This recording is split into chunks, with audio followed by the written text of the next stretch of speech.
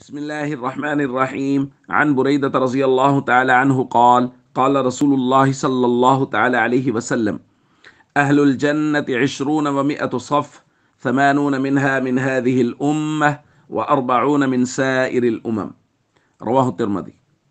نبی کریم صلی اللہ علیہ وسلم نے ارشاد فرمایا اہل جنت کی 120 صفیں ہوں گی، جس میں سے 80 صفیں اس امت کی اور 40 دوسری امتوں کی ہوں گی۔ دوستو، امت محمدیہ صلی اللہ علیہ وسلم کو قیامت کے دن بہت شرف اور اعزاز بخشا جائے گا، اور یہ خالص نبی کریم صلی اللہ علیہ وسلم کی مبارک نسبت کی وجہ سے ہوگا۔ پہلا اعزاز تو یہ کہ امت محمدیہ صلی اللہ علیہ وسلم انبیاء کے لیے بھی گواہ بنے گی، لِتَكُونُوا شُهَدَاءَ عَلَى النَّاسِ،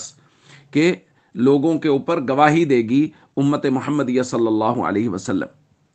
اور دوسرا یہ کہ میدان محشر میں امت محمدیہ صلی اللہ علیہ وسلم کے اعضاء چمک رہے ہوں گے، ان کی پیشانیاں چمک رہے ہوں گے، ان کے ہاتھ پاؤں چمک رہے ہوں گے،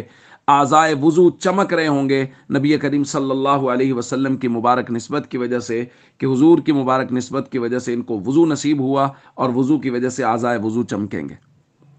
اور تیسرا جو آج ہم نے پڑھا، حضور نے فرمایا میری امت اہل جنت کا 2 گنا ہوگی، یعنی جنتی لوگوں کی کل صفیں 120، اس میں ساری امتوں کی صفیں ہیں